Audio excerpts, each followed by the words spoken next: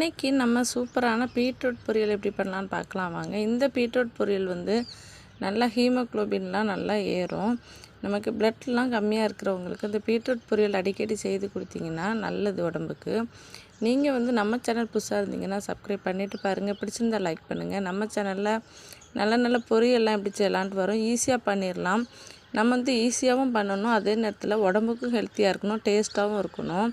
இந்த பொரியல் ஒர்க்கு போகிறவங்கெல்லாம் ஈஸியாக பண்ணிடலாம். நல்லா 2 பீட்ரூட் எடுத்து நல்லா துருவி எடுத்துக்கோங்க. சின்ன வெங்காயம் அப்புறமா 2 பச்சை மிளகாய் போட்டு நல்லா வதக்கி விட்டுட்டு பீட்ரூட்டை துருவி எடுத்துகிட்டு வந்த பீட்ரூட்டை போட்டு நல்லா உப்பு போட்டு மூடி வச்சுருங்க. 2 தடவை திறந்து கிண்டி விட்டுட்டு மூடி வச்சுருங்க. உடனே வெந்துடும். 10 நிமிஷத்தில் இந்த பொரியல் ரெடி பண்ணிடலாம். பாருங்கள், உடனே வெந்துருச்சு. இப்போ கொஞ்சமாக தேங்காய் துருவி சேர்த்துக்கலாம். இந்த மாதிரி பொரியல் சாப்பிட்டிங்கன்னா நல்லா ஹீமோக்ளோபின் ஏறும். கண்டிப்பாக ஒர்க் போகிறவங்களாம் இந்த மாதிரி செய்யுங்க. பொரியல் இல்லாமல் மத்தியானம் லஞ்சுக்கெலாம் சாப்பிடாதீங்க. கண்டிப்பாக அந்த மாதிரி ஈஸியான பொரியல்லாம் செய்து சாப்பிடுங்க. உடம்புக்கு ரொம்ப நல்லது. பிடிச்சிருந்தால் லைக் பண்ணுங்கள்.